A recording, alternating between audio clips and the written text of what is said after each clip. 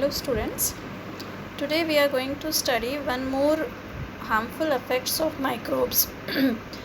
It can cause even the contamination of food. Microbes when attack food, it may result in contaminated food, it results in spoiling of food, and when we consume this type of spoiled food, contaminated food, it may affect our health adversely. It may result in vomitings, it may result in dehydration, nausea, and loss in energy level. So these are some symptoms of food poisonings. Now the question is, Baheli wonders how food can become a poison. When food is being spoiled by microbes, microbe results in producing some toxic substances, some poisonous substances in the food. And when we consume this type of food, which is poisonous, because of the toxins liberated by microbes, it results in side effect on our health. And if not treated properly, it may even cause death of the person. So it's very important that we should not allow our food to be contaminated. So now, is there any way to preserve our food? Is there any way to save our food from the attack of microorganisms? Yes, that we will study under the heading of food preservation. Food preservation means when we are saving food, when we are preserving food for a longer duration of time, we call it as food preservation. The techniques which we adopt to ensure that food getting preserved for longer duration of time, that is called as food preservation. Now when food getting spoiled, there may be a change in the color of the food, texture of the food, smell of the food. Maybe sometimes you must have noticed leftover food, if you are not keeping in refrigerator, it starts smelling very bad in the morning. So these are some of the signs by which we can find out yes, food is being spoiled and we should not consume it. Let us see some of the methods through which we can preserve our food. First method, as you can see here, the chemical methods. Chemical methods, we are using certain substances to preserve our food, to preserve, to slow down or to stop the growth of microbes in it. We call these substances as preservatives. Although maybe name is new for you, but already you are knowing. Your mother, grandmother using salts and oil to make the pickles. These are what? Preservatives. They are going to preserve the food for longer duration of time. Now, in addition to this salt and edible oil, this on a commercial scale, on industrial scale, these two chemicals, sodium benzoate and sodium metabisulfite, also being used as preservatives. So apart from edible oil and salt, which we use at home or at small scale, we prefer to use this sodium benzoate and sodium metabisulfite as chemical preservatives in industries or on a large scale. Other than this, different methods we will see. So other than this, let's see preservation by common salt. Not only for pickles, we can use common salt for preserving the meat and fishes also. Even meat and fishes can be preserved for longer duration of time. We can check the growth of bacteria and microbes in it by salting them. Even you can have seen your mothers preserving amla, the kacha aam, imli, etc. for a longer duration of time by just using the common salt. Because common salt, when we sprinkle common salt on food items, after some time we are seeing some water is coming out from it. So it reduces the water content. That's why microbe we can control, we can check the growth of microbes in it. Next you can see is the preservation by sugar. Jams, jellies, squashes also can be preserved by adding sugar to them. Sugar like salt, it also reduces the moisture content, and when moisture is less, microbe attack will be reduced. Now oil and vinegar also can be used to save food from the growth, from the attack of microbes. So oil and vinegar, they are providing this type of environment in which bacteria can't grow. Now these are some of the methods when we are adding something to it. We are calling it as chemical methods. We add common salt, or we add sugar, or we add some preservatives like sodium benzoate and sodium metabisulfite.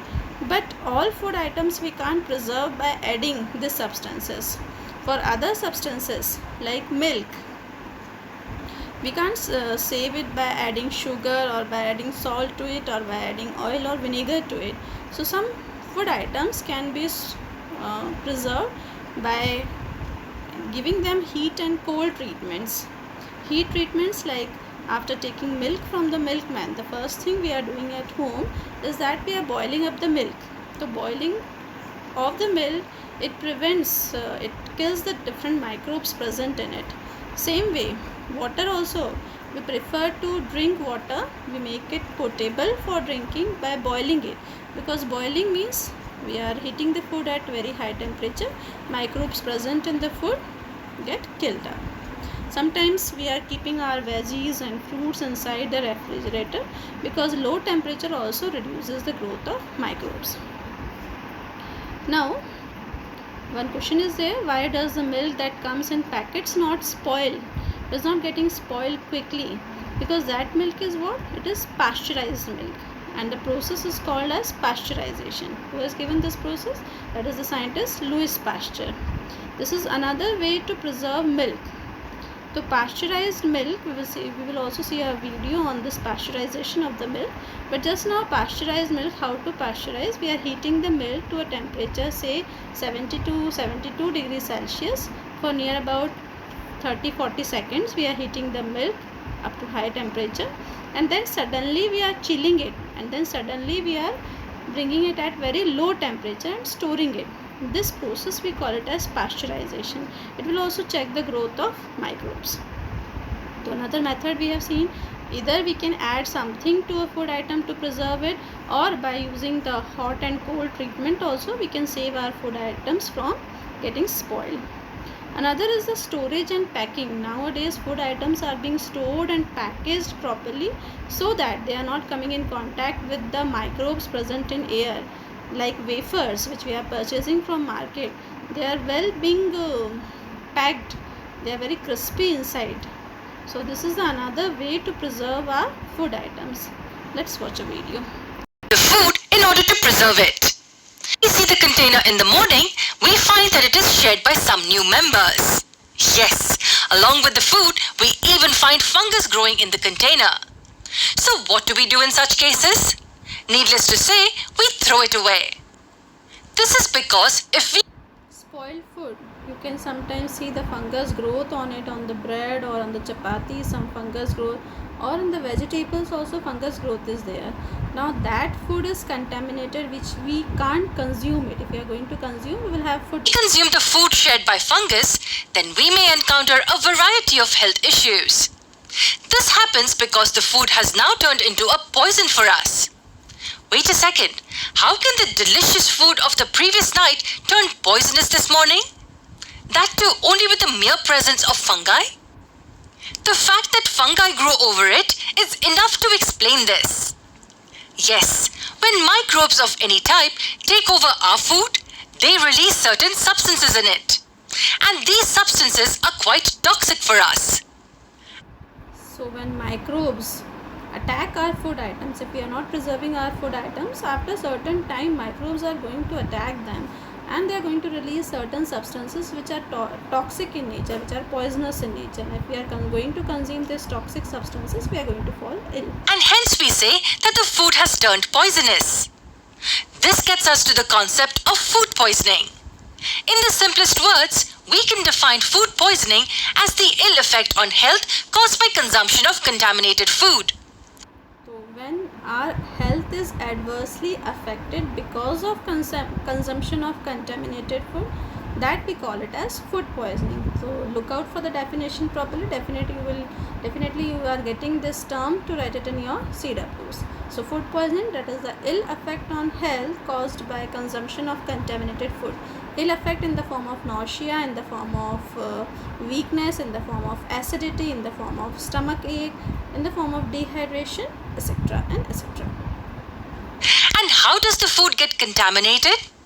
It gets contaminated due to toxic secretions by certain bacteria, fungi, parasites, and any other type of pathogen present in it. Consumption of such contaminated food leads to various types of severe infections in our digestive system. So, is there something we can do to avoid poisoning of our food? Scientifically, spoiled food is a result of chemical reactions. Yes, the harmful microbes in our food give out certain secretions that bring out chemical changes in the food. When microbes comes in contact with the food, they release certain toxic substances. They bring about certain chemical reactions. These microbes release toxic substances. These toxic substances react with the food, and this chemical reactions results in spoiling of the food. These chemical changes render it unfit for consumption. So, can we save our food from spoiling by interrupting these chemical reactions? Of course we can. And the only way to do this is by inhibiting the microbial growth or simply killing these microbes. Either ways, we do not. Inhibiting means we are stopping the growth of microbes or we are slowing the growth of microbes. Either we can slow it down or we can completely stop it by killing up the microbes present in food. Allow the toxic secretions to enter our food. But how can this be achieved? Well, there are several ways of carrying out food preservation. A few methods have been carried out since ages, while some have been recently developed. Let's have a glance. Techniques which we adapt to preserve our food for longer duration of time. Preservation means we are preserving its nutritive value, its taste, its color, etc. for a longer duration of time. These techniques which we are adapting to save our food, to preserve our food for longer duration of time is called as food preservation. At the chemical methods of food preservation first. We always find our grandma adding lots of salt and oil to the pickle she makes every year. And the pickle, if you notice, tastes the same throughout the year. Have you ever wondered how this happens? Well, this is an ancient method of food preservation that we use. Adding commodities like salt, oil, and even vinegar arrest the growth of microbes in the food. Even if microbes attack our food, they get killed. Among all, salt is the most commonly and widely used. Not only pickles, but salt is also used for preservation of meat and fishes. Yes, salting of meat and fish, followed by drying them in the sun, can preserve them for many months together. Do you know any such commodity that we use daily which acts as a preservative? You must have observed that jams and jellies are added with wholesome amount of sugar. Yes, it is because sugar is also used as a preservative. Your favorite jams, jellies, squashes, you can preserve it by adding sugar to it. Sugar acts as a preservative because it reduces the presence of moisture in the food items. Apart from making the jams and jellies sweet, sugar also inhibits microbial growth in it. Well, these were the commonly used commodities which were employed to preserve food in our homes or even on a small scale. Small scale or in homes we are using salt, sugar, oil. Now on a large scale in industries we use certain chemicals which. But what about the food items manufactured or processed on a large scale? Some food items cannot be added with large amount of oil or salt. In such cases, a few chemicals come to our rescue.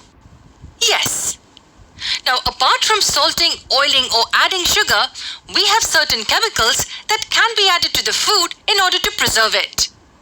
The most commonly used chemicals include sodium benzoate and sodium metabisulfite.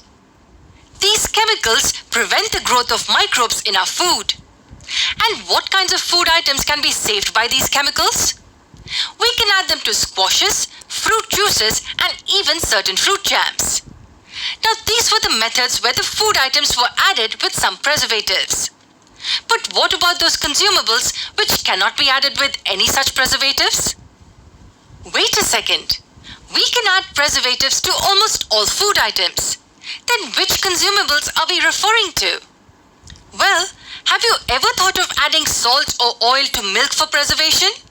How will you add sugar or vinegar to fruits and vegetables? We can't add salt, vinegar or oil to the milk to preserve it.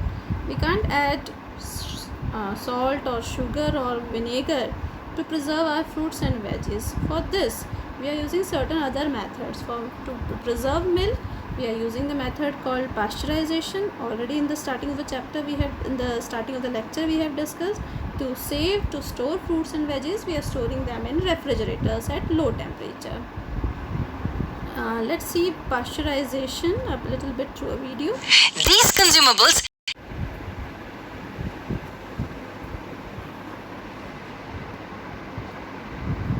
means that the milk has been heated up to a temperature high enough to destroy any germs that could make you sick. The heat also destroys enzymes that make milk spoil, so pasteurized milk stays drinkable for a longer time. The process is named for the French scientist Louis Pasteur. Pasteurization means heating the milk at a higher temperature, say 70 degrees Celsius for a few seconds, say 30-40 seconds, and then chilling it at low temperature and storing it. And this process was being discovered by Louis Pasteur. Sure. During the 1860s, he figured out that wine and beer could be kept from spoiling. Earlier, this method was being discovered for preserving wine and beer, and later on it was being found that yes, milk also can be preserved by this method called pasteurization. They were heated to about 57 degrees Celsius for a few minutes. Eventually, people figured out that the same process could be applied to other foods and drinks, especially. Interesting thing is that it was being discovered to preserve the alcohols, beer and wine, and then later on it was being found for milk. It was not started for milk at all in the starting. Dairy to make them safer to eat and drink.